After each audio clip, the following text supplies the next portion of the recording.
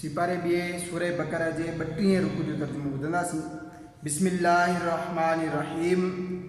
ए महबूब, छा तो उन्हनि खे न ॾिठो जेकी हज़ारनि जी तादाद में मौत जे डप खां पंहिंजा घर छॾे निकिता हुआ त अल्लाह उन्हनि खे फरमायो मरी वञो, पोइ उन्हनि खे ज़िंदा कयाईं। बेशक अल्लाह माण्हुनि ते वॾे फज़ल करण वारो आहे। पर घणा माण्हू बेशुक्र आहिनि ऐं अल्लाह जी वाट में वेड़ करियो ऐं ॼाणो त अल्लाह ॿुधंदड़ ॼाणंदड़ आहे को जेको अल्लाह खे कर्ज़े हसना ॾिए त अल्लाह उनखे तमामु घणो वधाए ॾिए, ऐं अल्लाह तंग करे थो ऐं कुशादी करे थो ऐं अव्हां खे उन ॾांहुं ई मोटणो आहे। हे महबूब, छा तो बनी इसराइल जे गुरूह खे न ॾिठो जेको मूसा खां पोइ थियो, जॾहिं पंहिंजे हिकु नबी खे चयाऊं त असां लाइ को बादशाह मुक़ररु कर त असां अल्लाह जी वाट में वेड़ करियूं।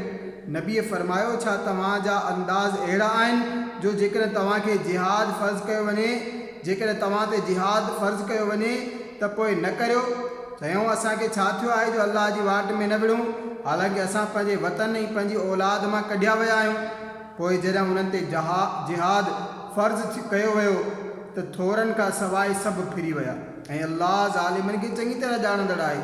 ऐं उन्हनि खे सदन नबीअ फरमायो त बेशक अल्लाह तालूत खे तव्हांजो बादशाह करे मोकिलियो आहे। जीअं चयाऊं, उनजी कीअं असां ते बादशाही थींदी ऐं असां खांसि वधीक बादशाही जा हक़दार आहियूं, ऐं उनखे त माल जी घणाई बि कोन ॾिनी वई आहे। फरमायाईं, उनखे अल्लाह अव्हां ते चूंडियो आहे ऐं उनखे इल्म ऐं जिस्म में वधीक कुशादगी ॾिनी अथसि, ऐं अल्लाह जंहिंखे वणेसि पंहिंजो मुल्क ॾींदो आहे, ऐं अल्लाह वुसअत वारो इल्म वारो आहे। ऐं उन्हनि जे नबी खे फरमायो त बेशक उनजी बादशाही जी निशानी तव्हां वटि ताबूत जो अचणु आहे, जंहिंमें अव्हां जे पालनहार तरफ़ां दिलनि जी तस्कीन आहे, ऐं इज़त मआब मूसा ऐं इज़त मआब